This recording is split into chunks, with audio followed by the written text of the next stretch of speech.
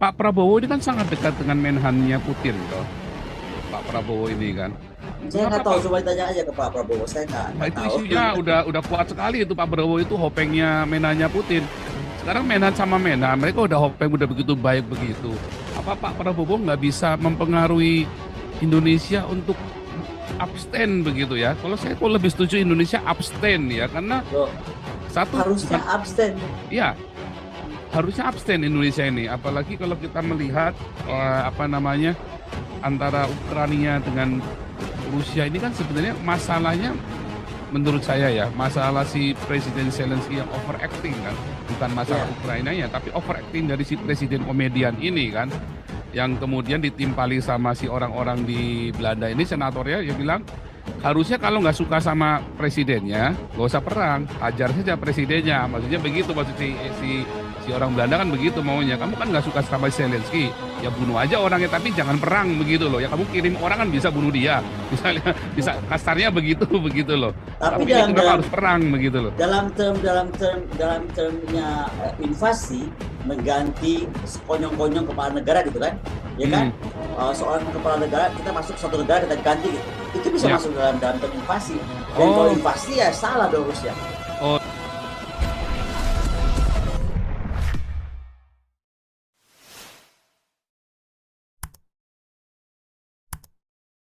Ya, kita ini beruntung sekali karena jarang bisa dapat ilmu dari Bu Koni ini. Walaupun saya mantan tentara, tapi jarang bisa dapat ilmu dari Bu Koni. Maaf Bu Koni, saya tinggal aja supaya karena waktunya singkat. Nomor Siap. satu, ini kan diskusi bersambung dari waktu lalu ya. hmm. Betul. Ini Rusia versus Ukraina ini invasion or invite kan. Tapi banyak mengatakan ini Rusia bilang ini invite, walaupun Ukraina bilang ini invasion. Saya jadi ingat begini ya Bu Koni, waktu tahun 73-74, Gerald Ford dan Henry Kissinger ketemu Soeharto, Ya. seolah-olah mengundang Indonesia supaya masuk Timur Timur, kalau enggak komunis bisa berkembang. Ya itu tadi yang saya Yang, cerita, betul. yang kedua, ini waktu kasus Irak menginvasi Kuwait, itu Saddam Hussein bilang dia diundang katanya. Ini bagaimana menurut Bu Koni ya? Nah, itu yang pertama. Yang kedua, saya sangat tertarik dengan pernyataan Ibu tentang keseimbangan dunia. Sekarang kan di mana-mana sudah banyak blok-blok ya. NATO itu blok barat ya, termasuk Turki, Eropa Barat itu kan NATO. Kemudian Rusia, RRT, Korea Utara. Kemudian di Pasifik itu ada Australia, Singapura, Amerika Serikat, dan Jepang. Kemudian Timur Tengah itu ada Fakta Timur Tengah. Nah sekarang Indonesia bagaimana ini? Kok maunya sendirian? Apakah non-aligned ini masih relevan nggak? Ini kan mau jadi pahlawan tapi gimana Indonesia nih ya? Nah ini. Kemudian yang kedua, yang ketiga, yang terakhir nih Bu Koni, mohon maaf, mohon tanggapan juga. Ini bersambung dari diskusi yang kemarin. Soekarno pernah mengatakan begini, zaman saya sekarang perjuangan itu masih lebih mendingan. Tapi nanti zaman Anda perjuangan makin sulit karena Anda akan menghadapi bangsa sendiri. Dan sekarang ini sudah terjadi kenyataan. Konflik internal, radikalisme, intoleran, yang bawa jual-jual primordialisme, bawa agama itu mulai muncul di negara kita yang akan mengancam kehancuran. Ini kan juga, saya juga, ini karena bukunya adalah pakar pertahanan, mohon kira-kira pencerahan atau ilmunya lah buat kita semua. Terima kasih, salam semuanya. Langsung aja Bu Terima Koni. kasih. Oke, kalau saya sih melihatnya enggak, kalau bahasa invite saya belum sampai, karena kalau invite itu mesti ada kata-kata misalnya atau ada semacam surat atau statement gitu. Nah, saya belum melihat itu siapa. Tapi yang saya lihat sekarang tetap masuknya tuh yang tiga besarnya gitu, dianggap antara invasi, aneksasi atau demilitarisasi. Saya up to this minute masih melihatnya sebenarnya demilitarisasi. Walaupun dia sudah dalam bentuk seperti invasi kan, karena dia maju terus kan. Tapi kan sebenarnya kan yang mau ditunjukkan sama Putin itu, loh kok warning awal nggak dengerin terus aja, dan dia merasa dia ditantang juga gitu dengan banyaknya masuknya senjata-senjata dan apapun juga bantuan ke Ukraine. Makanya tadi kalau saya tanyakan yang terakhir, Pak, so saya sih kita nggak bisa dalam posisi menjudge. Tapi kan sebenarnya ini lebih fair mana nih? Kita biarkan perang dunia ketiga itu akan terjadi karena di drive urusan ini, atau kita betul-betul memaksa kemudian NATO menyatakan mengumumkan dengan jelas dia nggak akan pernah invite Ukraine untuk masuk ke NATO misalnya. Karena begini loh, saya nggak akan panjang, tapi saya tuh sedang membahas atau sedang membuat paparan tentang bagaimana sekarang Rusia bukan saja di Black Sea tapi di Red Sea. Nah, jadi ini kalau lagi berkepanjangan bisa jadi panjang benar, karena makanya kemudian pantesan kemudian Israel duduk bersama negara Timur Tengah akan membuat fakta pertahanan Timur Tengah. Nah, itu merujuk juga kepada kemudian Indonesia mau dengan siapa. Saya kayaknya pernah bilang ya bahwa menjadi non-alignment itu mahal sekali, karena kita harus menjadi mandiri sangat seperti dulu Bung Karno dengan kekuatan militer terkuat di bagian selatannya gitu kan. Dan juga kekuatan diplomasinya. Jangan aneh ya, saya tuh coba deh cek, mana ada pernah negara keluar dari PBB masuk lagi, ya kan? Cuman Bung Karno bisa bikin begitu, ya kan? Gagah banget gitu.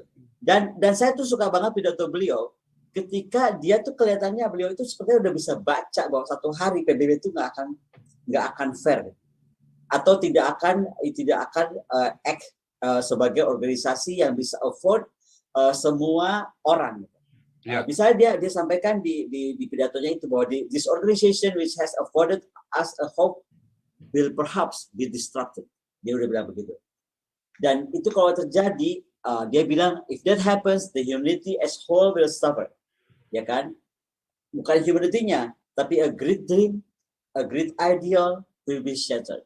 Wah, saya tuh ngeliat pidato Bung Karno ini tuh apa ya? Dia kan kalau bikin pidato tuh pakai pointers, Pak Surza pernah lihat nggak? Dia nggak kayak kita bikin pidato panjang. Beliau tuh kalau bikin pointers. Nah, pointers terakhir Bung Karno bilang, remember you don't deal with words. Coba, you deal with men. Dreams of men, ideas of men, and the future of all men. Coba. Jadi menurut saya Bung Karno sepertinya sudah bisa melihat bahwa kalau PBB tidak fair atau tidak bisa betul-betul mengkontrol dengan merata gitu kan, semua itu akan jadi masalah. Dan menurut saya ini yang sedang terjadi, dan kenapa saya tuh melihat Putin have all the reasons. Mungkin dia sekarang adalah pengganti Soekarno yang di era 1960-an muncul di panggung dunia loh, untuk betul-betul menyatakan dunia memberikan itu suara kenabian. Seperti suara kenabian loh itu loh. Kalau kalau istilah Pak Sultan mesti ya suara kenabian lah. Maksudnya dia stand out itu nggak gampang loh dengan semua resikonya. Ya. Gitu. Ya, tadi ada yang tentang AUKUS semua. Iya betul Pak. Kalau terkait apa dan bagaimananya memang itu kita ada pilihan berat ya, karena yang saya khawatirkan cuma itu. Artinya memang ada di PBB ini ada kubu ya, kelihatan ada kubu dan ada kekuatan pengaruh di sana, sehingga sekarang dunia ini miliknya kubu tertentu itu ya. Ya somehow kan seperti itu. Coba kalau kita lihat peta dunia ya, misalnya kita baca saja tentang pembagian, ya itu urusan Amerika Serikat, dia mau bagi US CENTCOM, US Indo-PACOM, apa segala macam itu terserah dia lah.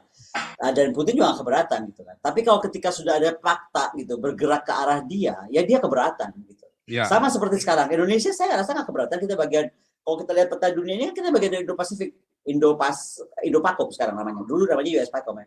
Sekarang jadinya total namanya US PACOM. Sekarang kita namanya Indo-PACOM. Nah, kita nggak masalah kan kita ada di bawah di wilayah Indo-PACOM Amerika Serikat. Tetapi mungkin akan masalah ketika tiba-tiba AUKUS kuat sama FPDA gabung. Ya kita senewan lah Pak. Gimana nggak senewan? Dari mulai Christmas Island, kemana lagi? Ke Singapura, Thailand, Malaysia, Malaysia, terus Filipina, ya kan? Kemudian Palau, Guam, Australia, ya kita dikepung lah kalau mau dibilang. Kalau itu terjadi gitu loh, gimana? Ya itu ya perasaannya mungkin yang dibuat oleh Putin, sehingga misalnya nih, saya nggak tahu nih, kita akan pindah ke Kalimantan. Apakah kita akan bilang jangan sampai gitu kan? Yang berbatasan banget kita dengan Malaysia itu menjadi bagian dari apa? Mungkin aja kan satu hari kita akan merasa uncomfortable kalau ada rudal mengarah ke kita, misalnya gitu. Ini sebelum ke Pak Robert Mawengkang, Pak Prabowo ini kan sangat dekat dengan Menhannya Putin, toh. Pak Prabowo ini kan. Saya nggak tahu, coba ditanya aja ke Pak Prabowo, saya nggak itu tahu. Isunya udah kuat sekali itu Pak Prabowo itu hopengnya Menhannya Putin. Sekarang Menhan sama Menhan, mereka udah hopeng udah begitu baik begitu. Apa Pak Prabowo nggak bisa mempengaruhi Indonesia untuk abstain begitu ya. Kalau saya kok lebih setuju Indonesia abstain ya, karena Loh, satu harusnya bukan abstain.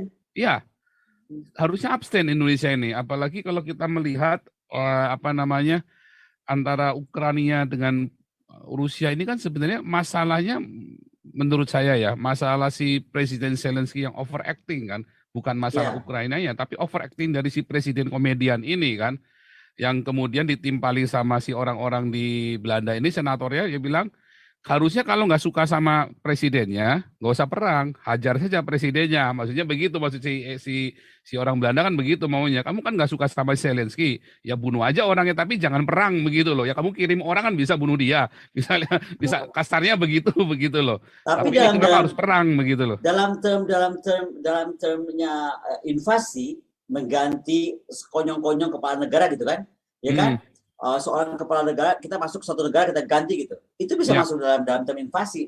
Dan kalau Oh, invasi ya salah dong Rusia. oh, itu termasuk invasi yang saya bilang Iya, tadi itu ya. iya, Oke. iya, atau Oh, menguasai daerah atau untuk mengganti pemerintahan berkuasa. Nah, itu iya, invasi. Itu iya masuk begitu dalam term yang dimaksud. invasi. Nah, invasi. Oke. Nah, Putin nggak mau, dia jauh-jauh dia tahu bener dong, dia nggak mau ke sana gitu loh. Jadi dia tuh sebenarnya Hmm, begini, gua bikin demilitarisasi nih dari pinggir banget nih, dari timur gini kan, ya, dari Donetsk ke dari Crimea area gitu kan. Nah, lu pikir nggak nih, gua nggak main-main. Mungkin maksudnya dia, udah deh, ya kan, duduk baik-baik, menyatakan oke lah, gua ngerti maksud lu sekarang, gua nggak akan jadi bagian dari NATO, kan tinggal ngomong begitu. Nah, ya, mungkin dia mau ngomong begitu, saya nggak tahu. Pokoknya kalau saya lihat muka dia tuh kayak bingung terus ya. ya. Nah, kemudian mungkin dibikin PD, saya nggak tahu apakah Amerika Serikat yang bikin PD, apakah Perancis, apakah Jerman, apakah siapa, saya nggak tahu. Nah, NATO country itu yang bikin PD dan supply terus senjata. Nah, hati-hati dengan supply senjata, ya kan? Karena bukan, menurut saya kadang-kadang senjata masuk dalam bentuk seperti ini bukan bentuk bantuan. Hmm, Ini kan bentuk dagang aja, pasar gelap yang tadi saya bilang, anytime bisa terjadi. hmm, hmm. Oke, Pak Robert.